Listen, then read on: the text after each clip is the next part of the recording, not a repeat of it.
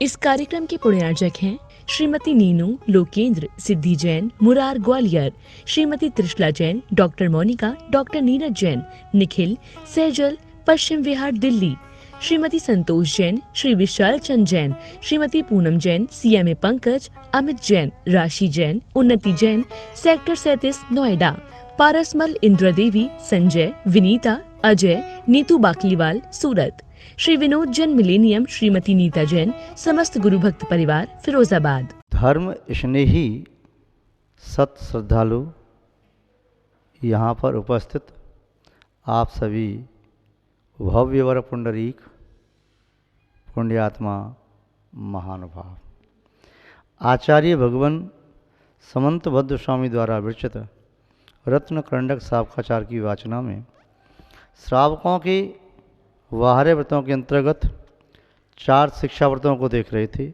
आप लोगों ने और हमने की। आचार्य महोदय 115वें नंबर के श्लोक के माध्यम से बता रहे थे कि तपस्वियों के प्रति अभिवादन आदि करने से किन किन फल की प्राप्ति होती है। और विगत में ये देखा था कि व्यक्ति किसी सूत्र के आधार से चलता है। सूत्र वे प्रमाणिक संक्षिप्त शब्द व अंकों का समूह होता है जिनके माध्यम से वही उत्तर, वही लक्ष्य, वही उद्देश्य निस्संदेह प्राप्त होता है। सूत्रों में कहीं संदेह के लिए जगह नहीं होती। सूत्र कभी संभावित अर्थ को व्यक्त नहीं करते। सूत्र एकदम ऑथेंटिक होते हैं। जो ऑथेंटिक होते हैं, प्रमाणिक हैं। जैसे कोई व्यक्ति ये कहे कि अग्नि जलाने से कूड़ा कचरा ईंधन जल जाता है, इसमें किसी को शंका नहीं होगी, जल जाता है। दीपक जलाने से प्रकाश होता है, शंका नहीं, प्रकाश होता है। जहर खाने से व्यक्ति मर जाता है, हाँ शंका नहीं करेगा, मर जाता है। किंतु इनमें फिर भी कदाचित कोई शंका कर ले, जहर खाने से न मरे, अग्नि को जलाने से कूड़ा कचरा ज़्यादा गीला हो तो न जले, या और भी कोई बात ऐसे दीपक जलाए उसकी ज्योति इतनी मंदिम हो कि उसकी चिंगारी से पूरा अंधकार नष्ट न हो, किंचित प्रकाश हो रहा है, या सीप में मोती न हो, पानी की बूंद तो आए मोती न गिरे। इनमें कहीं कदाचित शंका हो सकती है, किंतु सूत्र की व्याख्याओं में कभी शंकाएं नहीं होती। वह बिल्कुल ऐसे यूनिवर्सल तत्व होता है, उसे कहीं भी उसे परिवर्तित नहीं किया जा सकता। आचार्य समंत स्वामी के वाक्य भी सूत्रवत दिखाई दे रहे हैं। और श्लोक नंबर 115 की चर्चा करते हुए हमने विगत 4 दिनों से इसके 4 शब्दों के बारे में देखा कि 4 क्रिया और उनके 4 के फल। तपोनिधिषु तपस्वियों के प्रति प्रणाम करने से उच्च गति की प्राप्ति, उपासना दान देने से उत्तम भोगों की प्राप्ति, उनकी उपासना करने से पूजा की प्राप्ति, और भक्ति करने से सुंदर रूप की प्राप्ति होती है। यह देखा। और सुंदर रूप में आपने ये भी देखा किस प्रकार सुभग नाम का ग्वाला मुनि महाराज की वैयावती करके, उनकी भक्ति करके, जो कुछ नहीं जानता था आड़म ताड़म कहने वाला, उस भक्ति के प्रभाव से अगले भव में सुदर्शन सेठ नामक एक उत्तम कुलोत्पन्न चर्म शरीरी पुत्र हुआ। महानुभाव सुदर्शन सेठ कामदेव की तरह से सुंदर माना जाता था। कौन से पुण्य से प्राप्त हुई ऐसी सुंदर अवस्था? भक्ति के माध्यम से। भक्ति के माध्यम से होती है। ये नियामक है। धुआं जहाँ होता है वहाँ अग्नि नियम से होती है, नियामक है। बिना अग्नि के धुआं नहीं हो सकता। अविनाभावी संबंध है। जहाँ कोई जीव श्वास ले रहा है तो जीवित है, क्योंकि मरा हुआ व्यक्ति श्वास नहीं ले सकता। अविनाभावी संबंध है। जहाँ पर जल है उसमें शीतलता है, उसका गुण है, स्वभाव है, अविनाभावी संबंध है। यदि जल की बारिश हो, जल हो और शीतलता न हो, संभव नहीं। तो ऐसे ही आचार्यों ने 4 बातें कहीं, 5वीं बात भी कह रहे हैं। जैसे चतुर्थ बात की चर्चा कर रहे कि भक्ति सुंदर रूपम, भक्ति करने से सुंदर रूप की प्राप्ति होती है। ऐसे ही स्तवनात् कीर्ति, स्तवन करने से यश कीर्ति की प्राप्ति होती है। स्वयं की प्रशंसा करना, दोषों की निंदा करना नीच गुण की प्राप्ति होती है। स्वयं के असद गुणों को कहना नीच गुण की प्राप्ति होती है। दूसरों के सद्गुणों को भी ढांकना नीच गुण की प्राप्ति होती है। इसी तरह से जो व्यक्ति अब साधन में तपोधन हैं, उनके गुणों की प्रशंसा करता है, तो गुणों की प्रशंसा करने वाला व्यक्ति उच्च गोत्र को प्राप्त करता है। गुणों की प्रशंसा करने वाला व्यक्ति पूज्यता को प्राप्त करता है। गुणों की प्रशंसा करने वाला व्यक्ति सुंदर रूप को प्राप्त करता है। उसी तरह से वह गुणों की प्रशंसा करने वाला व्यक्ति अर्थात स्तुति करने वाला व्यक्ति यश और कीर्ति को प्राप्त करता है। यश कैसे फैलता है और निंदा कैसे होती है? जो व्यक्ति दूसरे के यश का घात करता है उसका अपयश होता है। जो व्यक्ति दूसरे के यश को बढ़ाता है उसका यश फैलता है। जो व्यक्ति स्वयं यश नहीं चाहता है उसे यश मिलता है। जो दूसरे के यश को नष्ट करके यश चाहता है उसका यश अपने आप नष्ट हो जाता है। कई बार देखा जाता है व्यक्ति अच्छे कार्य करके भी यश प्राप्त नहीं कर पाता, निंदा होती रहती है। तो कभी ऐसा भी देखा जाता है व्यक्ति बुरे कार्य कर रहा है तभी उसकी यशकीर्ति फैल रही है। क्यों? पूर्व में उसने अर्हत आदि पंच परमेष्ठी की स्तुति की होगी। स्तुति किए बिना यश नहीं फैलता। आज वर्तमान काल में आंख बंद करके देखो, उन व्यक्तियों को देखो जिनका यश आज फैल रहा है, और उनका अतीत देख लो। अतीत में उन्होंने अर्हत आदि पंच परमेष्ठी का यश किया है। अनंत परमेष्ठी का या आचार्य परमेष्ठी का या उपाध्याय परमेष्ठी का या साधु परमेष्ठी का।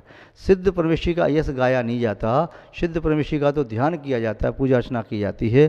सिद्ध अनंत गुणों के पिंड हैं, इसलिए उनकी स्तुति भी पूरी नहीं की जा सकती। अनंत आदि के जो गुण हैं उनके गुणों को बढ़ा चढ़ा के कहना, यद्यपि स्तुति पूरी उनकी भी नहीं की जा सकती। आचार्य समत्व स्वामी ने ही वृहस्पति में लिखा है, गुणस्तोकम सदुल्लंघ्य तद्भवत कथा स्तुति आनत्यात गुणा वक्तुम अशक्य स्तुति सा कथम।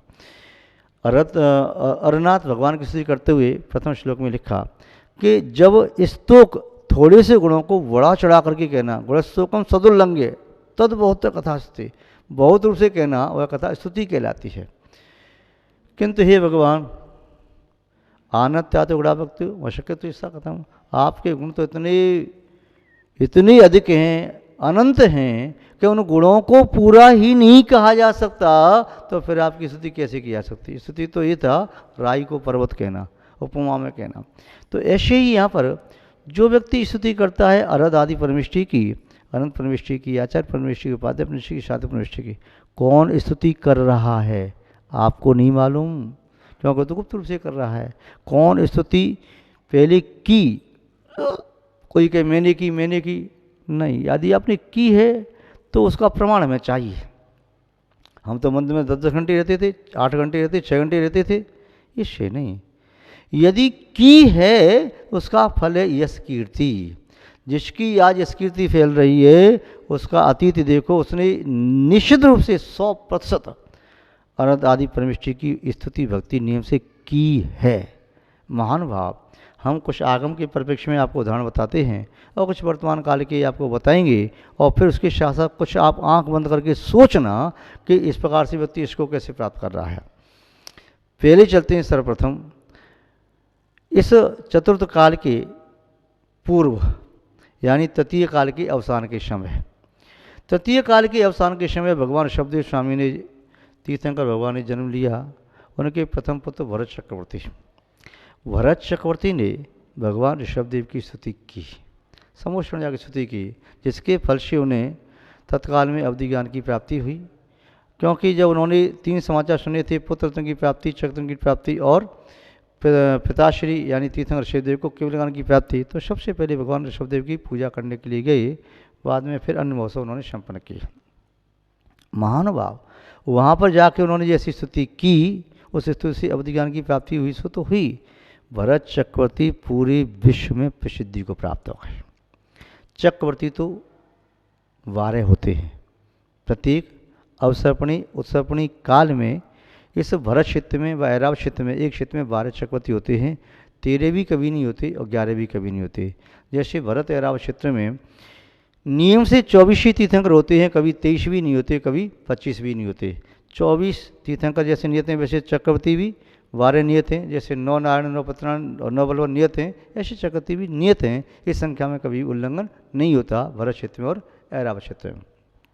महानुभाव 12 चक्रवर्ती ही होते हैं। उनके पास 14 रत्न 9 निधि होती हैं। ऐसा नहीं रत्न 13 होते हों, किसी के पास चक्रवर्ती 15 रत्न होते हों, या निधि 9 से किसी को 10 होती हों, 8 होती हों, नहीं।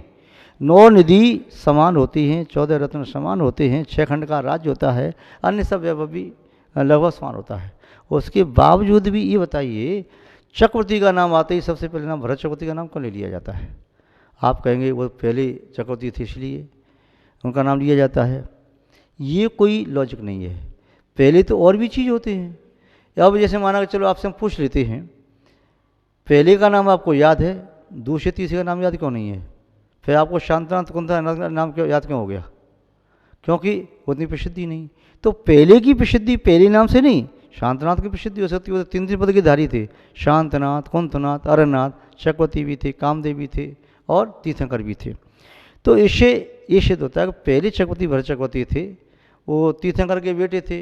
ये भी कोई लॉजिक नहीं है कि तीर्थंकर का बेटा होने से सभी तीर्थंकर के बेटे प्रसिद्ध हुए क्या? तीर्थंकर तो 5 बाल ब्रह्मचारी तीर्थंकर को छोड़ करके 19 तीर्थंकर जिन्होंने गृहस्थ जीवन को स्वीकार किया, उनके प्रथम बेटे हुए, तो उनका नाम याद है क्या किसी को? नहीं। तो इसका आशय ये है कि भरत चक्रवर्ती ने भगवान ऋषभदेव की स्तुति की, समोषण में जाकर स्तुति की, और वे इनकी स्तुति अपने महल में रह करके भी उनकी स्तुति जब भी समय मिलता, संध्या काल में कभी भी समय मिलता, उनकी स्तुति करते।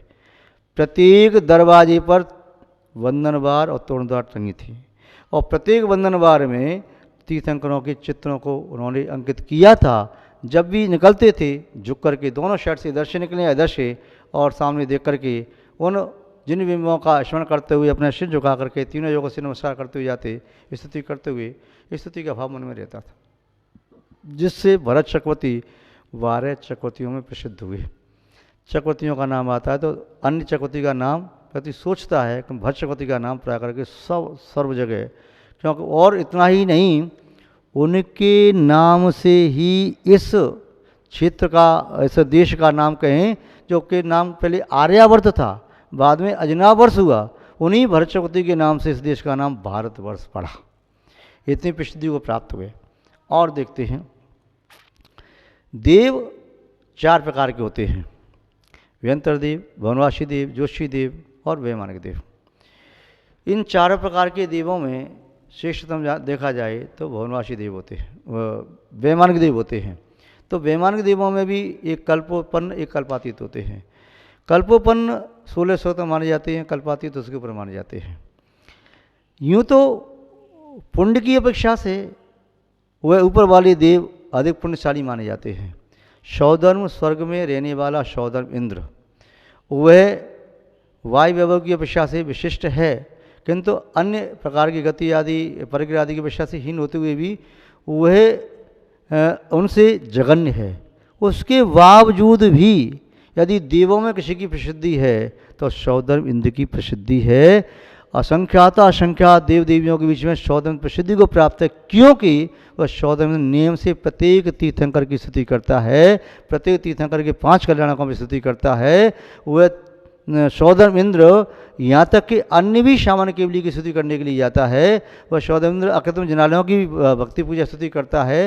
इसलिए सौधर्म इंद्र का नियम है, प्रत्येक तीर्थंकर के कल्याण को मनाने का सौधर्म इंद्र का नियम है, नियम, अन्य देव का नियम नहीं है। तो स्तुति करता है। ऋषभदेव भगवान की स्तुति आदि प्राणंदी जिनसन आचार्य ने लिखा है, 1008 नामों के द्वारा सौधर्म इंद्र स्तुति की प्रसिद्धि को, कीर्ति को प्राप्त हुए। शची इंद्राणी अनुगामिनी होकर की स्तुति करती हैं तो अन्य देवियों के नाम आपको ज्ञात नहीं होंगे, किंतु शची इंद्राणी का नाम आपको ज्ञात है। और चलते हैं आगम के परिप्रेक्ष्य में स्तुति करने का फल क्या होता है। स्तुति विशेष रूप से की उपसर्ग दूर करके धड़ेन्द्र पद्मावती ने वो तत्काल में स्तुति की थी, इसीलिए ये 24 तीर्थंकर के 24 यक्षक्षणी होते हैं, उसके बावजूद भी धड़ेन्द्र पद्मावती प्रसिद्धि को प्राप्त हुए। क्या अन्य तीर्थंकर यक्षक्षणी नहीं होते? और आज वर्तमान काल में झगड़ा केवल एक ही बात का लेके बैठ जाते हैं, जिनके पास कुछ काम नहीं होता है, जो स्वाध्याय नहीं करते कि पद्मावती धन का क्या करना, कैसे करना, क्या नहीं करना, बस। किंतु जिन्होंने स्तुति की, ये मूल बात देखो, नहीं कि तुम उपकारम साधवा विश्वंती, उन्होंने पूर्व में उनका उपकार किया, मरते हुए नाग नागनी को रमकांत सुनाया, और उसके बाद वो धन पद्मावती हुए। तो जब मुनि अवस्था में पार्श्व कुमार साधना कर रहे थे, उपसर्ग अवधि ज्ञान से जाने के दूर किया, स्तुति की, स्तुति से वे यक्ष यक्षणी प्रसिद्धि को प्राप्त हुए। अन्य 46 प्रसिद्धि को प्राप्त क्यों नहीं हुए? महानुभाव। इसके साथ साथ और यदि अपन देखें तो वर्तमान काल के कितने भी व्यक्ति देखें जिनका यश फैल रहा है, जो भी व्यक्ति हैं, जो भी व्यक्ति आपको दिखाई देंगे जो श्रावक श्रेष्ठी हैं, चाहे विद्वत वर्ग में उच्च कोटि के विद्वान हैं, चाहे वे साधक हैं, जिनकी यश कीर्ति फैल रही है, उनसे आप जाकर के पूछना कि महाराज जी आपने कभी स्तुति की थी क्या? चाहे अतीत में जो हुए आचार्य श्री शांत सागर जी महाराज, जिन भगवान की स्तुति की, स्तवन किया, गुरु स्तुति वंदना की, आचार्य चाहे देशभूषण जी महाराज हों, चाहे आचार्य श्री विमल सागर जी महाराज, चाहे धर्म सागर जी महाराज, कितने बड़े बड़े आचार्य हुए जिन्होंने अनंत भगवान के प्रति कितनी श्रद्धा भक्ति, अगाध भक्ति। आचार्य शांत सागर जी महाराज संग में चैतालय चलता था या विमल संग चैतालय चलता था, वो दिन में 2 बार या 3 बार दर्शन करते भगवान के, वहाँ चैतालय रहता उनकी कमरे में। तो उनकी स्तुति बहुत, और कोई उनसे कह देता कि महाराज जी भगवान का अभिषेक होना है, आपको चलना है, तो चल देते थे।